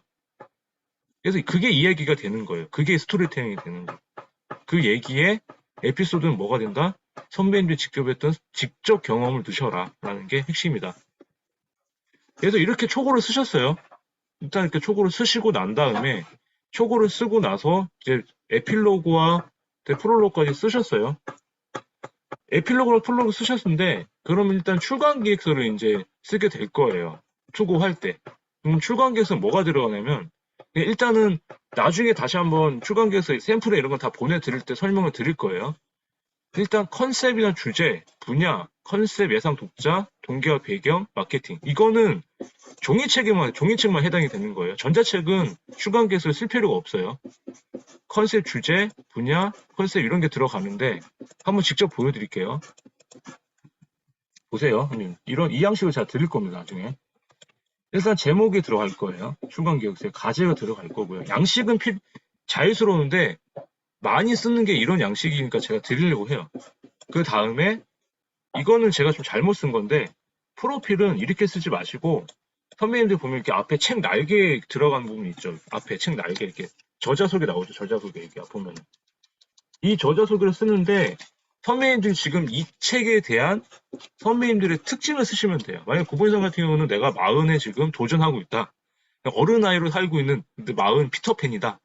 지금 나는 지금 무조건 무한도전하고 있는 아저씨다. 뭐 이렇게 그 저자소개 프로필 소개하는 거 있잖아요. 그것처럼 쓰시면 되는 거예요. 뭐 어디 학교 출신 이런 거 쓰지 마시고 이거는 제가 옛날에 썼던 거라서 이렇게 쓰지 마시고 브런치 작가 될 때처럼 어떤 사람이다. 뭐 박정 선배님 같은 경우는 내가 지금 새아이의 엄마인데 나는 지금 육아에 대해서 나는 그냥 뭐 방치하고 있다. 근데 그것도 좋은 방법인데 그걸 책으로 냈다. 나는 그거의 전문가다. 이런 그 책의 주제에 대한 선배님의 프로필을 쓰시는 거예요. 이렇게 여기다가. 그 다음에 연락처랑 이메일은 꼭 적으셔야 되고요. 왜냐하면 연락을 받아야 되니까. 그리고 출간 분야는 제가 말씀드렸죠. 출간 분야는 이거는 선배님들이 쓰셔도 되는데 이걸 어떻게 찾느냐. 나중에 출판사에서 자기가 결정해 줄 건데 쓰실 때는 보세요. 찾는 방법 알려드릴게요. 다시 네이버 책에 갑니다. 네이버 책으로 가서 네이버 책으로 갈게요. 그럼 지금 여기 보이시죠, 선배님? 요게 분야가 나와요, 분야가. 그래서 에세이, 시에세이, 자기개발, 입문, 그다음에 실용서, 경제 경영, 자녀 교육 이렇게 많잖아요. 그거를 선배님들이 여기서 참고도서 아까 찾으실 때 그 참고도서랑 비슷한 책을 보고 내가 봤을 때 내 책이랑 가장 비슷한 주제 책을 찾으셨으면은 거기 카테고리에 보면 여기 장르 나오죠. 그 장르를 적으세요. 그래서 구본 서명 같은 경우는 아마 그냥 자기개발 처세로 들어갈 거예요. 자기개발 처세로 들어갈 거고 여명 서명 같은 경우는 그냥 시 에세이로 들어갈 거예요. 못 찾겠으면 그렇게 쓰시면 돼요. 나중에 수투고 하실 때. 아니면 제가 알려드릴게요. 이렇게 한번 찾아보는 연습을 해보라시는 거예요. 아시겠죠? 그래서 이렇게 가서 보신 다음에 나중에 한글 파일 다 드릴 거예요. 거기에 더 드릴 거니까 그거 보시고 한번 보셨으면 돼요. 그리고 쓰시고 그 다음에 책 뒤의 의도는 선배님들이 왜 내가 이 책을 쓰게 되는지 한 문장으로 일단 요약을 잘 하셔야 돼요. 내 책은 뭐뭐다라고 요약이 돼야 잘 쓴 거거든요. 그거를 하나 제일 큰 걸 하나 쓰시고 두 번째는 그냥 내 책을 통해서 어떤 사람들이 했으면 좋겠다 이거 쓰시면 돼요. 이렇게. 그런 다음에 핵심 고객은 지금 내가 타겟 정한 사람들 있죠. 그걸 쓰시면 되고 그 다음에 컨셉은 아까 여기서 기획 의도에 썼던 1번, 2번을 그냥 그대로 쓰시면 돼요. 그 다음에 이 홍보 마케팅이 중요한데 선배님 나중에 홍보 마케팅 같은 경우는 지금 블로그가 방치가 돼 있거나 뭐 브런치를 안 한다거나 SNS가 지금 방치되어 있는 분도 있죠. 그런 분들은 지금 선배님 지금 초고 쓰실 때마다 SNS 이제 좀 키우세요. 블로그에도 글도 좀 쓰시고 왜냐하면 그 출판사에서 결국에는 그 얼마나 블로그나 이런 게 활성화가 되는 것도 보거든요. 인스타나. 그래서 결국에는 홍보 때문이라도 SNS를 하셔야 돼요. 그래서 초고를 쓰시면서 SNS는 나중에 키우지 이렇게 생각하지 마시고요. SNS 지금 안 하시면은 최소한 블로그하고 인스타는 하세요. 블로그 인스타를 키워야 나중에 투고했을 때 선배 여기 보시면은 내 홍보 방안에 내가 개인 SNS에 친구가 지금 이웃이 몇 명 있어서 그 사람들 팔겠다. 그 사람들 팔다고밖에 할당하는 게 아닌데 일단은 사람이 많이 보여야 이 사람이 그래도 뭔가 활동을 많이 하고 있네. 왜냐하면 작가의 마케팅을 보는 거기 때문에. 그래서 요거는 그대로 쓰시면 돼요. 그냥 갖고 와서 그대로 쓰시는데 그대로 쓰시되 만약에 이제 구글 설명 같은 경우는 이제 전 직장 뭐 패션 그쪽에 뭐 그 사람들한테 팔겠다. 뭐 어디 무슨 대기업 어디 네트워크를 하려고 쓰겠다 이렇게 고치시면 돼요. 근데 실제로 만약에 뭐 출판사에서 그렇게 할 수 있냐 물어보면은 당연하죠. 제가 아는 사람이 얼마나 많은데 이렇게 하시면 돼요. 근데 일단은 보여지는 게 뭐다? 블로그나 인스타는 일단 눈에 보이잖아요. 전화를 안 하죠. 근데 보여지는 걸 거짓말 하시면 큰일 나잖아요. 그죠? 그래서 SNS를 그래서 키우라는 거예요. 힘들어도 블로그나 인스타는 꼭 하세요, 선생님들. 인스타는 그냥 사진 찍어서 그냥 올리면 좋잖아요. 그냥 좋은 글 뭐 퍼다 날아도 되고. 근데 블로그는 선배님 쓰신 글 뭐 복사해서 좀 넣든가 아니면 뭐 감사일기라도 쓰시든가 해가지고 그렇게 좀 키우세요. 그 다음에 마지막 목차를 이렇게 넣으면은 끝난다. 아시겠죠? 좀 빨리 가볼게요. 제가 너무 말이 많았네.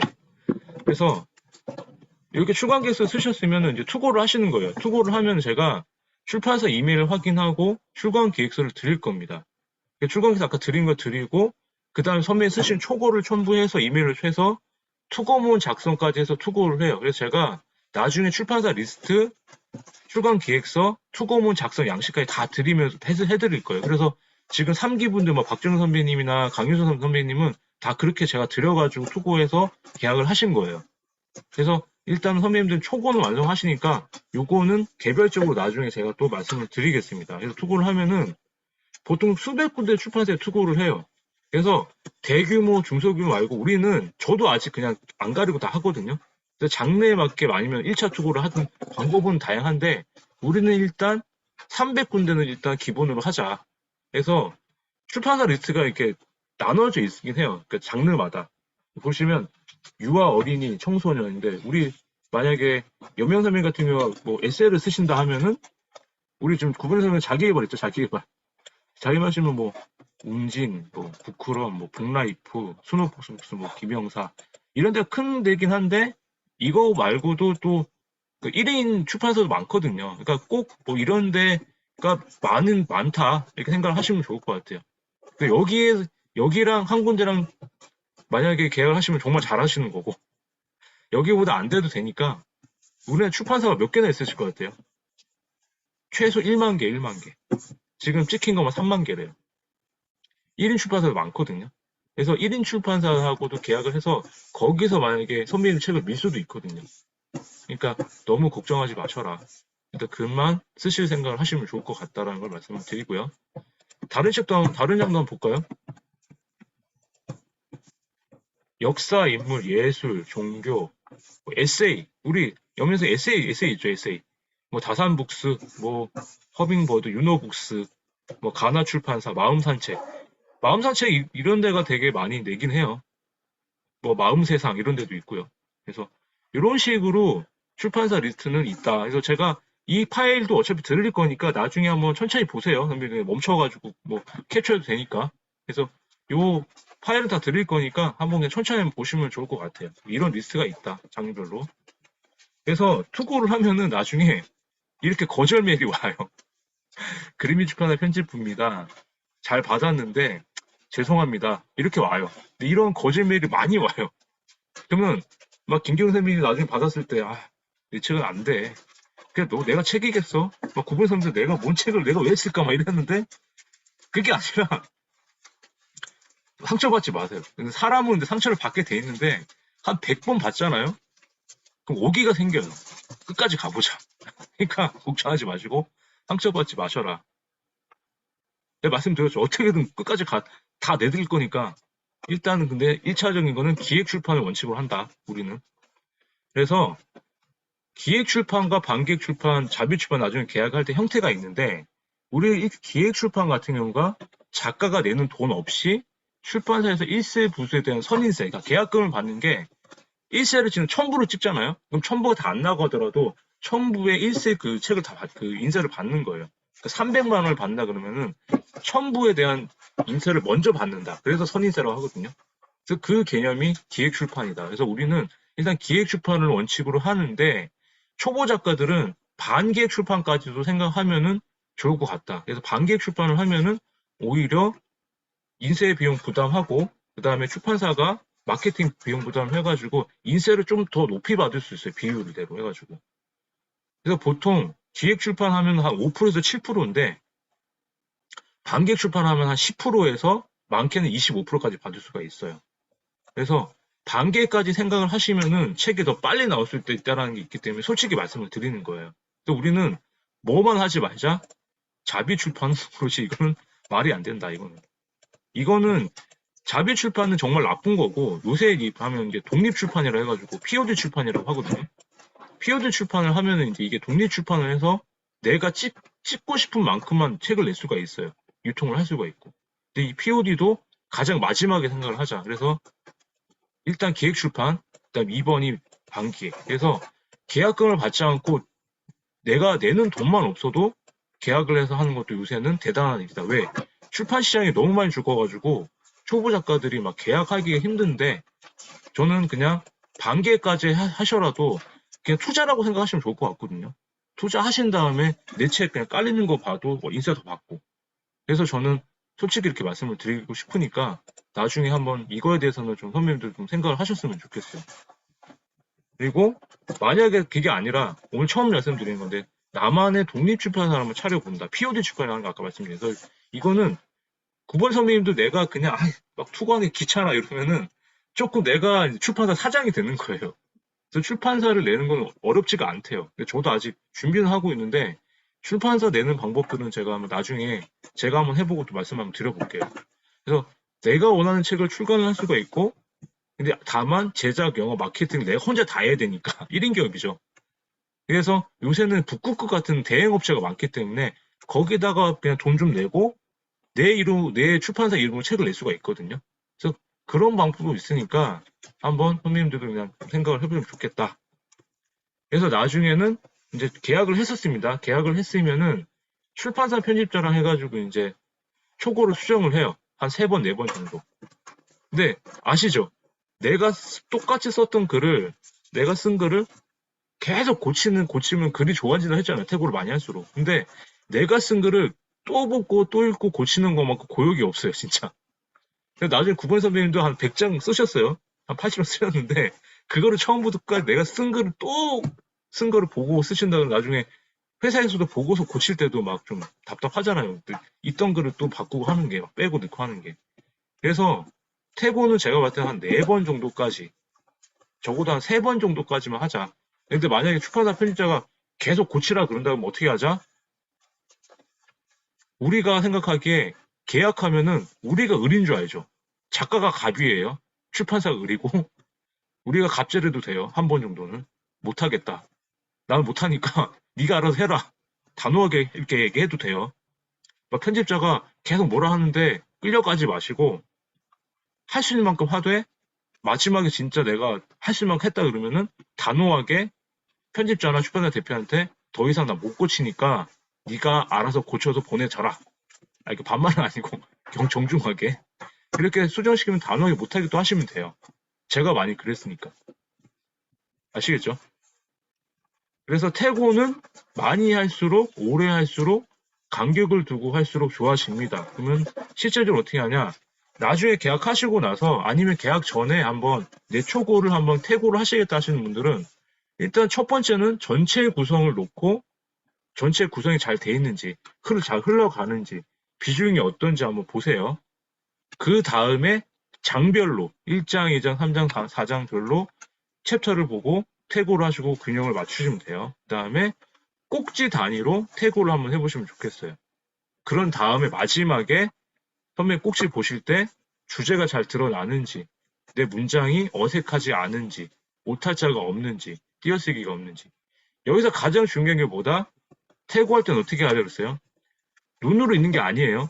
소리 내어 읽으면서 고치세요. 크게 안 돼도 되니까 낭독하면서 고치셔야 선배님들이 그 문장이 어색하거나 그런 게 막힘이 없어요. 그래서 힘든 거예요. 나중에 낭독하고 아니면 귀찮다 그러면 그때 가서 그냥 눈으로 읽으면서 고치셔도 되는데 일단 처음 고칠 때는 소리 내어 읽으면서 고치는 게 가장 좋다. 특히 오탈자에 신경을 좀 많이 쓰시면 좋겠어요. 아시죠? 독자들이 오탈자 많이 보는 책들은 내용이 아무리 좋아도 나중에 서평 쓸 때 되게 뭐라 하더라고요. 이렇게 오탈자가 많은 책은 처음 봤다. 제 책도 몇 개가 있었거든요. 다시 읽기가 싫어지더라. 막 이런 것도 있었어요. 그래서 오탈자나 띄어쓰기도 항상 마지막까지 좀 신경을 쓰시면 좋겠다. 태고할 때. 그래서 나중에 태고한 최종 원고를 넘기고 나면은 인쇄하거나 출간 일정을 정하게 됩니다. 그래서 나중에 PDF 파일로서 최종 원고를 다 보고 나서 넘기고 나면은 출간 일정을 정하게 되고 그 사이에 이제 디자인, 표지 디자인 아시죠? 앞에 이 표지 디자인 이게 나와요. 그래서 몇 개를 보내줍니다. 그래서 표지 디자인 막 가끔 막 톡방에 보면은 막 뭐 이렇게 그때 표지 뭐 4개 나왔는데 하나 골라주세요. 막 이런 사람도 있잖아요. 근데 그게 진짜 안 좋은 거예요, 선배님들. 내 책 나왔어요. 먼저 홍보를 하는 건 좋은데 약간 기대감이 사라져요. 그러니까 표지를 올려놓고 4개 중에 하나 선택했잖아요. 그러면 아, 이 사람이 그 책에 나오겠구나. 김새 버리게 되는 거거든요. 그러니까 저는 한 번도 제가 그래본 적 없거든요. 저는 그냥 제가 선택을 해요. 선배님들도 나중에 표지 하실 때는 본인이 그냥 마음에 드는 거 하시고 그 다음에 카운트다운 들어갔을 때 나중에 온라인 이제 그 예약 링크가 뜨거든요. 온라인 예약 링크 뜰 때 그때 그 링크 딱 떴을 때 한 3일 전에 이제 뜬다고 그러니까 3일 전에 연락이 오면은 먼저 이제 커밍 순이라고 해서 블로그 올리세요. 아, 이제 내 책이 나옵니다. 그러고 나서 그 예스24나 교보문고 그 전자 저기 온라인 링크가 뜨면은 그 링크를 걸면서 표지 디자인하고 같이 올려가지고 책 출간했습니다. 이렇게 하는 게 더 좋아요. 가수들이 막 음반 나오기 전에 막 뭐 디데이 뭐 50, 뭐 디데이 10 이렇게 하잖아요. 그러니까 그런 식으로 기대감을 주는 게 좋지. 갑자기 표지 디자인 4개 나왔어요. 하나 선택해 주세요. 뭐가 더 낫겠어요? 김새잖아요. 그죠? 선배님 그렇게 하지 마세요. 자랑하고 싶은 마음은 알겠지만 표지 디자인만큼은 자기가 골라라. 그것도 진짜 중요한 마케팅 포인트입니다. 그리고 우리 진성이 같은 경우는 전자책 출간은 뭐다? 크몽이나 타링에 등록을 하거나 아니면 유페이퍼나 북극구에 ISBN 등록을 해서 전자책 서점에다 등록을 하거나 이렇게 할 거예요. 그래서 추후에 전자책 강의는 6기 때 한 번 더 말씀을 드릴 거니까 그때 한번 생각을 하셔서 한 번 더 했으면 좋겠고요. 일단 지금 종이책 위주로 가시니까 한번 넘어갈게요. 나중에 책에 나오고 나서 홍보하는 방법을 아무도 안 알려주는데 알려드릴게요. 서평 이벤트 한번 하셔도 되고. 그래서 제가 만약 선배님 책 나오면은 서평 이벤트는 무조건 해드릴 겁니다. 책 10권만 준비하셔서 보내주시면 돼요. 그리고 선배님들 인스타그램이나 SNS 제가 키우라 했죠. 본인 블로그 홍보하시고 저도 같이 키울 거예요. 그리고 제 단톡방에 홍보 들어갈 거고 만약에 기회가 되면은 이젠 그 유튜브나 이렇게 해가지고 인터뷰도 해서 올릴 예정도 있고 그리고 지금 다음 달 10일에 제 홍명 선배님하고 홍준 선배님 이제 그 강연회 열어드릴 거예요. 그래서 그렇게 할 거니까 저랑 같이 하시는 분들은 이거 다 해드릴 겁니다. 그리고 선배님들 지인들한테 홍보 부탁하세요. 그리고 도서관 희망도서 신청을 해주시면 돼요. 책 안 사줘도 되니까 지인들한테 도서관에 내 책 희망도서로 신청만 해달라 해도 이게 판매가 늘어나요. 도서관에서 책을 사주는 거니까, 선배님 책을. 그리고 출판사에서 사은품을 증정할 수도 있거든요. 그러니까 나중에 예스24에 올릴 때 출판사에서 어떤 뭐 노트 하나 넣어가지고 좋은 뭐 볼펜 같은 거 하나 만들어서 이런 걸 사은품을 주겠다. 그러면 구매를 올라가겠죠. 이런 것도 한번 해보는 게 좋고 그리고 돈이 좀 많이 드는데 아니면 뭐 구본희 선배님이나 영명 선배님이 지인 중에 신문 기자가 있으면은 뭐 동아일보든 뭐 그런 기자들 있다면 기자들 부탁을 하세요. 제발 좀 내달라. 그 일간지가 진짜 그래도 파급력이 있거든요. 조중동이. 조중동에 한번 뜨면은 그 판매가 좀 올라간대요. 저는 아는 사람이 없어가지고 못 해봤어요. 그리고 대형 카페에 한번 보내본 적이 있거든요. 근데 거기도 한 300 달라더라고요. 안 했어요. 근데 제 아는 분은 했더라고요. 어떻게 진선 선배 같은 경우는 대형 맘 카페에 올리면 좋겠죠. 전자책 보내준다고. 근데 홍보 효과가 있어요, 진짜. 300을 썼는데 3세를 찍었어요. 일주일 안에. 그런 경우 있더라고요. 그리고 김미경 MKYU 많이 하시죠? 김미경 대표 잘 아시죠? 거기에 책 소개하시죠, 요새. 책 많이 소개하잖아요. 그게 얼마인 줄 아세요? 500만 원을 주셔야 하는데 밀려 있대요. 그래서 김미경 대표님이 돈을 벌 수밖에 없는 이유가 있는 거예요. 책 한 번 소개하는데 그 10분짜리 영상이 500만 원을 쓰는 거. 그러면 구독자 수가 몇십만 명이니까 한 번 딱 치면 그 김미경 대표님 그 열성 팬들 있잖아요. 저도 그 찐팬이 저도 그런 팬이 있었으면 좋겠는데 그 팬들이 책을 다 사잖아요. 그러니까 이틀 만에 2세, 3세 그냥 나가는 거예요. 보통 1세가 1000부 정도 찍으니까. 근데 요새는 한 700부 찍거든요. 근데 그 김미경 대표님 한번 하면 700건이 하루 만에 다 나가잖아요. 거기 구독자가 몇 명인데. 그죠? 그래서 이렇게 해가지고 책이 나오면은 이렇게 해 드릴 거고, 한 사이클을 잘 설명을 드렸습니다. 그래서 선배님들이 책을 쓰기 위해서는 이미, 저는 말씀드렸죠. 글을 쓰는 사람은 작가라고 했고요. 책을 쓰는 사람은 저자라고 말씀을 드렸어요. 그래서 책을 쓰기 위해서 선배님들 지난날을 돌아보고 기억을 한번 떠올려 보십시오. 그것이 힘들 때도 있는데 누군가에겐 반드시 도움이 되실 겁니다. 그래서 선배님들 그 삶에 구본 선배님이나 연민 선배님이나 김 선배님, 박 선배님, 금일반 피곤하신데도 하지만 그 삶에서 한번 오늘 주무시기 전에 그 이야기를 한번 더 찾아보셨으면 좋겠어요. 쓰시면서. 근데 내가 왜 글을 쓰고 초고 쓰기가 힘들다고 하실 때마다 하나만 다 기억을 하셨으면 좋겠어요. 내가 독자한테 어떤 의미와 가치를 줄 수가 있는지. 선배님들 쓰는 글쓰기가 독자를 위한 글쓰기라고 생각을 하시고 쓰셨으면 좋겠습니다.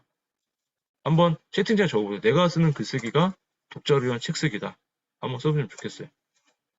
편하게 지금 쓰는 글쓰기가 선배님들이 쓰는 글쓰기가 독자를 위한 책쓰기다. 이렇게 한번 써보셨으면 좋겠고요.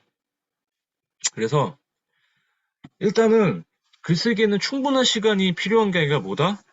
매일 정해진 시간에 필요해서 매일 조금씩 쓰는 게 중요하다라는 겁니다.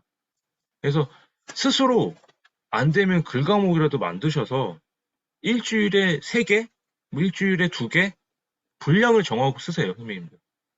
그게 저는 제가 막 뭐 다른 책 쓰기 뭐 이렇게 특강 같은 거 하면 뭐 새벽에 같이 모아서 막 하는 것도 좋은데 저는 그건 아니라고 생각이 들어요. 한번 해보려고 했는데 같이 모여서 이렇게 쓰잖아요.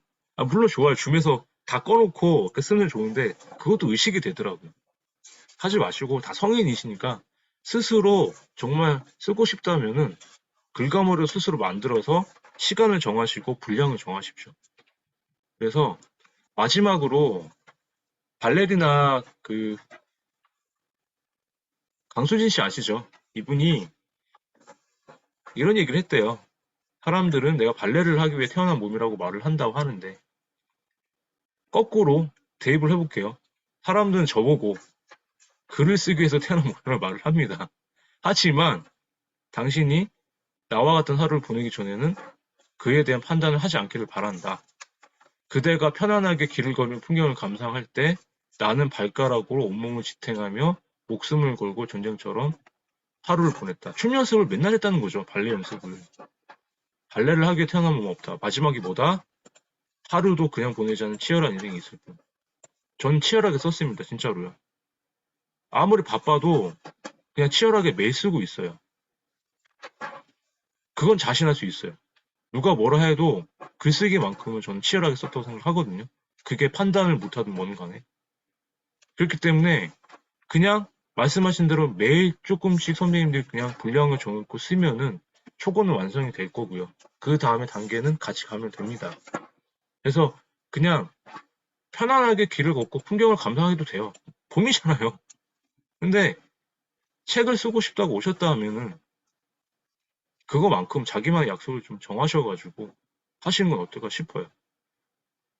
그래서 그냥 시간 흘려보셔도 되지만 아시잖아요, 선배님들. 이제는 저도 나이가 이제 뭐 선배님보다 아직 어리지만 45살이라는 나이가 어떻게 보면 저도 이제 적은 나이는 아니더라고요. 시간이 계속 마흔이 넘으니까 가는 게 너무 빠르고 시간이 아까워요. 하고 싶은 게 너무 많은데 그게 막 뭐 에너지가 또 안 되면 계속 미뤄지고. 근데 결국에는 그 낭비가 너무 아까운 거예요. 누굴 만나든 뭘 하는 게.